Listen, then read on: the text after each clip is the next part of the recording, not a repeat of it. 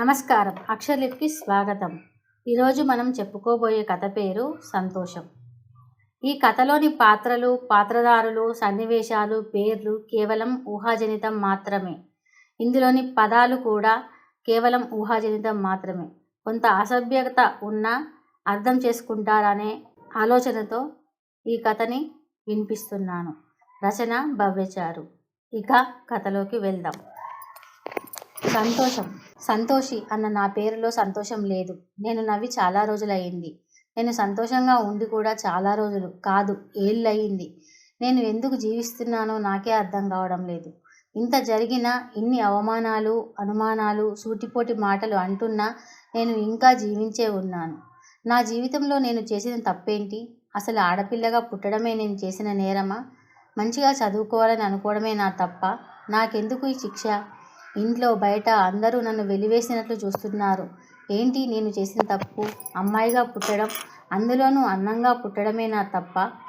నా మానాన నేను చదువుకుంటుంటే అందంగా ఉన్నామని పొగరు అంటారు బడిలో. ఆ తర్వాత కాలేజీలో అహంకారం అని అన్నారు. మగపిల్లలు నన్ను కామెంట్స్ చేస్తూ నా అంగాంగాలు వర్ణిస్తూ ఉంటే అది తట్టుకోలేక కాలేజీ ప్రిన్సిపల్కి కంప్లైంట్ చేశాను. దాంతో వారిని సస్పెండ్ చేశారు కాలేజీ నుండి. వారెవరూ లేకపోవడంతో నా చదువు నిరాటకంగా సాగింది. అలాగే ఒకరోజు కాలేజీకి వెళ్ళి వచ్చే సమయంలో దారి కాచి నన్ను నోట్లో గుడ్డలు కుక్కి కిడ్నాప్ చేశారు ఆ సస్పెండ్ అయిన వాళ్ళు. ఆ తర్వాత ఏదో మత్తుమందు చల్లారు. తిరిగి నాకు మెలకువ వచ్చేసరికి ఒక మంచానికి కట్టేసి ఉంది తాను. వాళ్ళంతా మందు తాగుతున్న చెట్లు శబ్దం వచ్చింది. నోట్లో గుడ్డలు ఉన్నాయి కనుక నేను ఏమీ మాట్లాడలేకపోయాను. అంతలో వాళ్ళు నలుగురు వచ్చి, ఏమే, నీ అందాన్ని చూసుకునే కదా నీకు పొగరు, అహంకారం అంటూ వారిలోని ఒక్కొక్కడు ఒక్కో విధంగా నా మెడ మీద ముద్దులు పెడుతున్నాడు. ఒకడు నా రొమ్ములని తాకుతున్నాడు, ఒకడు ఇంకొకడు నా తొడలను నాకుతున్నాడు, ఇంకొకడు నా బట్టలు తీసివేస్తున్నాడు. నేను వద్దు వద్దు అని నా మనసులో అరుస్తున్నాను. తల అడ్డంగా ఊపుతూనే ఉన్నాను, గింజుకుంటున్నాను. అయినా వారి మనసు కరగలేదు. ఆ తర్వాత ఒక్కోడు నా నోట్లో గుడ్డలు తీసి అంగాన్ని పెట్టాడు. ఇంకొకడు నా మీద వాడి కోరికను తీర్చుకుంటున్నాడు. ఇలా ఒకరి తర్వాత ఒకరు నన్ను రకరకాలుగా ఇబ్బంది పెడుతూ వాళ్ళ అవసరాన్ని తీర్చుకున్నారు. నీకు ఈ అందమైనవి ఉండబట్టే కదనే తలెత్తుకొని తిరుగుతావు అని అంటూ గోళ్లతో ఎక్కడ పడితే అక్కడ రక్కుతున్నారు. ఇది చాలదన్నట్టుగా బ్లేడ్ తెచ్చి నా అంగాలని బ్లేడ్తో కోస్తూ ఆనందిస్తున్నారు. ఇలా వారి పైశాచికం నా మీద వారి కసిని అంతా తీర్చుకున్నారు. నేను అరుద్దామని అనుకున్నా నా నోట్లో మళ్ళీ గుడ్డలు కుక్కారు. ఒళ్ళంతా ఒకటే నొప్పులు, గోర్లతో గీసిన దగ్గర మంట, నా యోనిలో నుండి రక్తం వరదలుగా వస్తుంది. అది చూసి వారు, అరే ఇది ఇంకా కన్యేరా అనే వెకిలి మాటలతో నీచమైన తిట్లు తిడుతూ మళ్ళీ ఒకరి తర్వాత ఒకరు ఆ రక్తంలోనే వారి కోరికను తీర్చుకుంటున్నారు. అలా ఎంతసేపు ఎన్నిసార్లు జరిగిందో కానీ నాకు స్పృహ తప్పింది. మళ్ళీ స్పృహలోకి వచ్చేసరికి నేను రోడ్డు మీద ఉన్నాను. ఒంటి మీద నూలుపోగు కూడా లేకుండా. ఒకవైపు ఒళ్ళంతా మంటలు, ఇంకోవైపు ముఖమంతా మండుతుంది. ఏమైందో తెలియని పరిస్థితిలో ఎలాగో ఉన్న శక్తినంతా కూడదీసుకొని ఇంటివైపు వెళ్ళాను. ఇంటి తలుపు తట్టాను. అమ్మ తలుపు తీసింది. నన్ను చూసి ఒక్కసారిగా ఏడుస్తూ, అయ్యో ఇదేంటి తల్లి అని అంటూ ఇంట్లో అందరినీ నిద్రలేపింది. అదొక్కటే నాకు గుర్తుంది. వాళ్ళు నన్ను ఆసుపత్రిలో జాయిన్ చేశారు. నాకు 3 రోజులకు తెలివి వచ్చింది. అప్పటికి నాకు జరిగిన అన్యాయం అందరికీ తెలిసింది. మహిళా సంఘాలు, ఎన్జిఓస్ అన్నీ నాకు న్యాయం జరగాలని పోరాటం సాగించారు. నాకు తెలివి వచ్చింది అని తెలుసుకొని అందరూ వచ్చి పరామర్శించారు. నా ఒళ్ళంతా యాసిడ్ పోశారట. దాదాపు 14 ఆపరేషన్లు జరిగాయని మా అమ్మ చెప్పింది. నా మొహం అంతా ఒకవైపు కాలిపోయింది. ఎలాగో మామూలుగా అనేకంటే ఒక ప్రాణమున్న బొమ్మలా నేను ఇంటికి వచ్చాను. మహిళా సంఘాలు పోరాడి నన్ను చెరిచిన వారిని అరెస్టు చేసే వరకు ఊరుకోలేదు. వారిని అరెస్టు చేశారు అని అందరూ సంతోషంగా ఉన్నారు. కానీ నాకు మాత్రం సంతోషం లేదు. నా శరీరాన్ని నేను తప్ప ఎవరూ చూడని నా అంగాలని వాళ్ళు చూశారు. నా అణువణువును చూశారు. కొన్ని రోజుల్లోనే వాళ్ళు బెయిల్ మీద బయటకు వచ్చారు.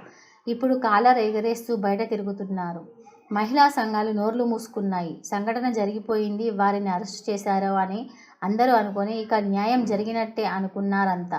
కానీ వారు మాత్రం బయటకు వచ్చారు. నాకు జరిగిన ఘోరానికి స్పందించిన మహిళలు మంచివారే. కానీ నా చుట్టుపక్కల ఉన్నవారు మాత్రం నన్ను, నా కుటుంబాన్ని వెలివేసినట్టు చూడసాగారు. నాన్న ఆఫీస్కి వెళ్తుంటే, ఈయన కూతురికేరా మానభంగం జరిగింది, అయినా అదేం చేయకుండా వాళ్ళు ఇలా ఎందుకు చేస్తారు? ఒకరితో తిరిగి ఇంకొకరితో వెళ్ళకపోతే మరి ఇలాగే జరుగుతుంది అని, అది కాలేజీలో ఇంకే పనులు చేసిందో అని అందరూ అనసాగారు. ఆ మాటలతో నాన్న ఆఫీస్కి వెళ్ళడమే మానేశారు. ఇక అమ్మ బాధ అయితే చెప్పలేనిది. అవును వదినా, ఒక నలుగురేనా? ఇంకా వేరే వాళ్ళు ఉన్నారట కదా? అయినా నలుగురు చేసినా తట్టుకొని నిలబడిందంటే మంచి కండ పెట్టే ఉంది. నా మొగుడు ఒక్కసారి చేస్తేనే నేను వారం దాకా మనిషిని కాలేను. నీ కూతురు బలమైనదే అని అంటూనే, అయినా నాకెందుకులే అని అంటూ వెళ్ళిపోవడం. ఇలా ప్రతి ఒక్కరూ మమ్మల్ని మాటలతో చిత్రవద చేస్తున్నారు. అందుకే నాకు సంతోషం లేకుండా పోయింది. ఏం చేస్తే నా సంతోషం నాకు దొరుకుతుంది?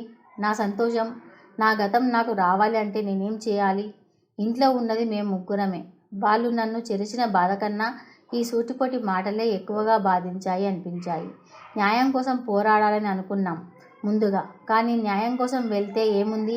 వారిని మళ్ళీ జైల్లో పెట్టి మేపుతారు. అంతే తప్ప జరిగేది ఏమీ లేదు.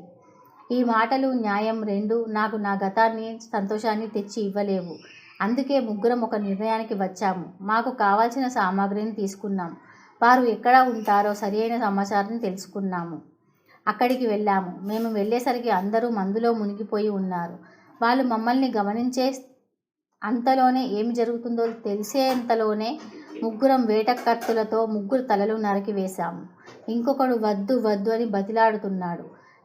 నాకు ఆ రోజు నేను బతిమాలింది గుర్తుకు వచ్చింది. ఇక ఉపేక్షించేది లేదని వాడి తల నరికి ముగ్గురం 4 తలలు అలాగే పట్టుకొని ఊరంతా తిరుగుతూ అందరికీ చూపిస్తూ నవ్వుతూ అప్పుడు నేను మనసారా నవ్వాను. అప్పుడు నాకు చాలా సంతోషం వేసింది. గట్టిగా ఇంకా గట్టిగా నవ్వుతూనే ఉన్నాను. ఇంతలో ఎవరో పోలీసులకి ఫోన్ చేశారేమో. వారు వచ్చి మమ్మల్ని అరెస్టు చేసి తీసుకొని వెళ్ళారు. విచిత్రం ఏమిటంటే, నన్ను చెరిచిన వారిని వదిలేసిన న్యాయస్థానం నేను నా కుటుంబం వారిని చంపేశాము అని మమ్మల్ని జైల్లో పెట్టారు. ఇప్పుడు నేను జైల్లోనే ఉన్నాను. కానీ చాలా సంతోషంగా ఉన్నాను.